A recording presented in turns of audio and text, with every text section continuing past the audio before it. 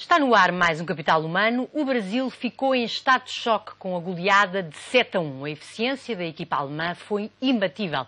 E não só de futebol vive esta eficiência dos alemães. Eles trabalham menos 400 horas por ano que nós, os portugueses, e têm o dobro da produtividade. A questão é porquê. Terá a ver com a eficiência da gestão.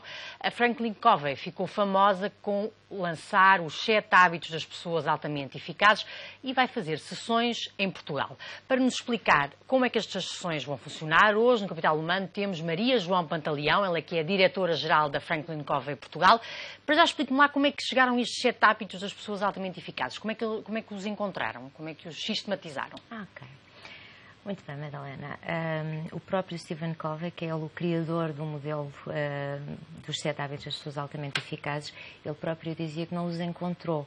O que ele fez foi identificá-los e organizá-los de uma forma que nos pode ajudar no nosso dia-a-dia, quer no contexto profissional, quer no contexto pessoal, a concretizar os resultados que desejamos alcançar na nossa vida ou com os quais nos comprometemos a alcançar num contexto organizacional, acima de tudo.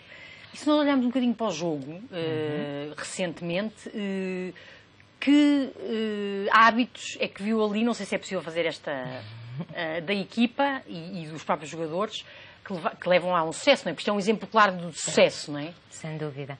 É um contexto de interdependência, ou seja, o que é que nós temos? Temos talentos individuais, competências individuais, que têm que estar alinhadas e conjugadas no sentido de produzir um determinado resultado, tal como nas organizações. Assim é a equipa de futebol.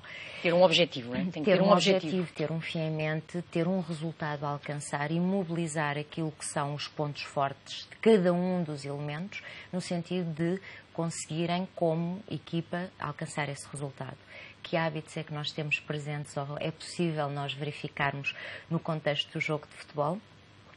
Todos, quase todos. Então vamos lá começar do primeiro. Qual é o primeiro? O primeiro é seja proativo. É uma questão de atitude individual ou da equipa face às circunstâncias. As circunstâncias podem ser o clima, o tão falado clima que era difícil os jogadores europeus. O calor, não é? O calor, a umidade.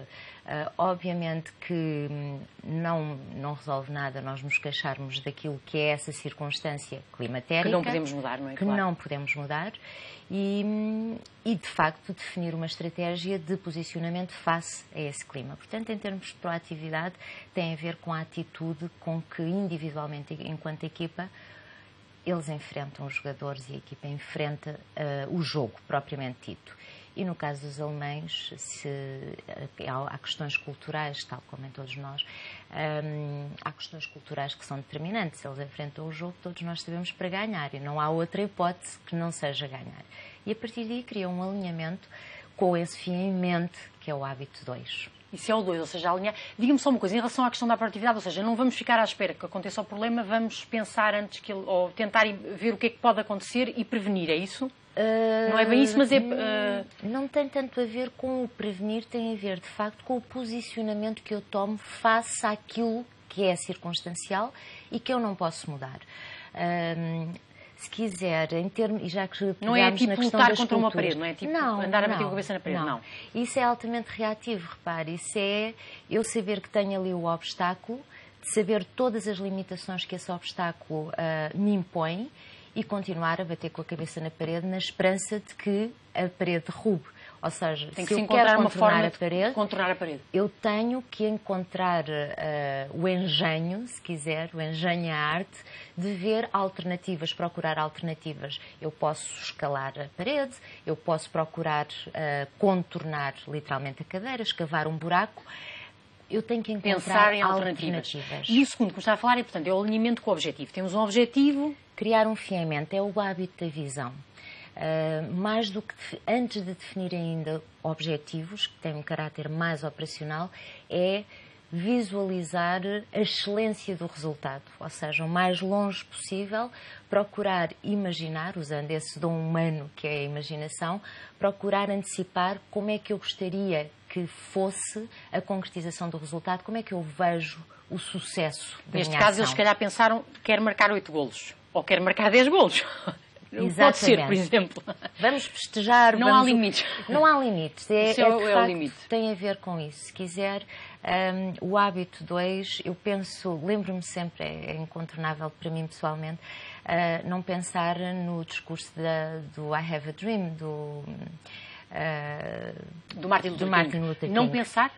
Para mim é impossível não pensar. Tem que se pensar... ok. Exatamente, ou seja, a forma como ele transmite o sonho dele, que a nós que ouvimos ainda hoje, nos faz visualizar imagens, não é? E esse é que é o poder, de facto, da visão, por exemplo, quando é o líder, a transmitir a visão à sua equipa.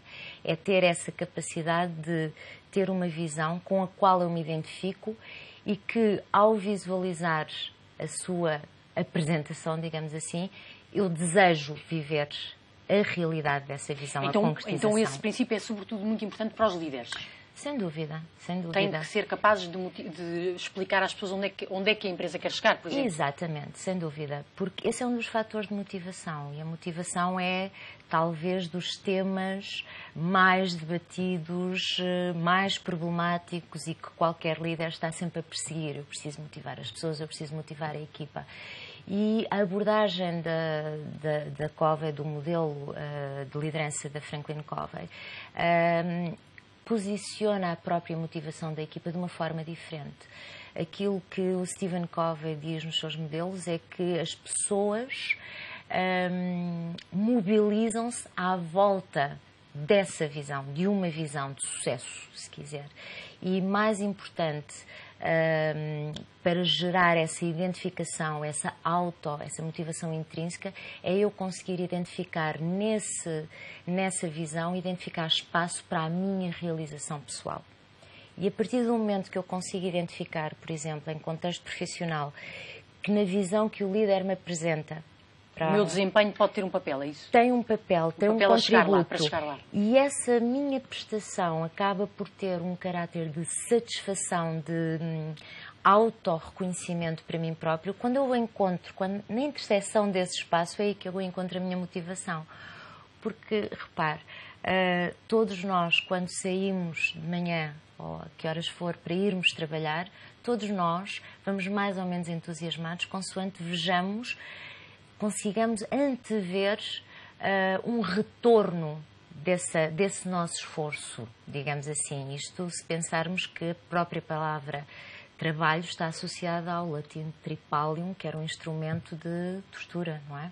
Portanto, se há essa carga de esforço em relação ao trabalho, exatamente, eu tenho que encontrar, de facto, perspectivar um retorno. Pode ser a minha autorrealização, pode ser o meu status, pode ser as minhas férias, pode ser a educação dos meus filhos, pode ser o sentido de contribuir para a concretização de um projeto. Portanto, cada um de nós tem a sua motivação. E a abordagem que nós fazemos é exatamente no sentido da liderança criar condições práticas que ajude as pessoas a clarificarem no espaço profissional também as suas motivações pessoais e únicas. E o terceiro passo?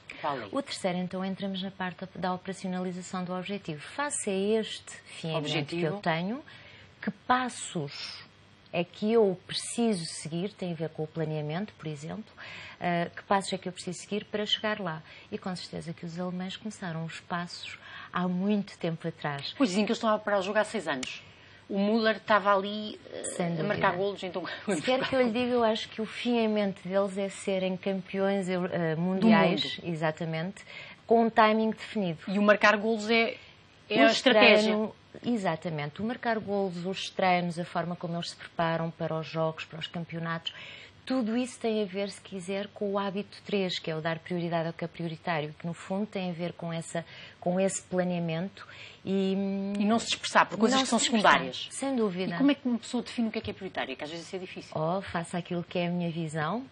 Se eu tiver a minha visão como calibrador do resultado onde eu quero chegar, fica muito mais fácil eu escolher uma coisa ou outra. O que é preciso para chegar lá. Exatamente. O que é que me aproxima mais daquele resultado final que eu pretendo. E isto tanto quer em termos de projetos pessoais, quer em termos de projetos profissionais, quer dentro do contexto mais privado, quer no contexto organizacional. Aquilo que todos nós nos debatemos, e nós as duas não somos exceção, todos os dias, é conseguirmos dar resposta a uma série de estímulos e solicitações que nos vão sendo apresentadas. Que nos vão impondo, não é? E a gente tem que manter o nosso foco na nossa coisa, porque se calhar aparece-nos isto aqui e aquilo dali, temos que dizer que não, não é? Sem dúvida, e aí é o princípio, se quiser, é o princípio da integridade, de nós sermos, de facto, fiéis àquilo que dizemos ser importante para nós e agir de acordo com a importância e o valor que reconhecemos. Isso tanto na vida profissional como na pessoal, não é? Exatamente. Tudo, em tudo, pois. Stephen Covey tinha uma expressão que eu acho fantástica, que é: tudo aquilo que somos se manifesta naquilo que fazemos. E aquela ilusão de que eu chego a casa e consigo... Não é verdade. Não conseguimos, não é? Porque nós somos uma pessoa e vivemos com todo o contexto com o qual lidamos. E, portanto, é humano, é inevitável que o que nos acontece num contexto acabe por afetar a forma como nós nos apresentamos noutro contexto.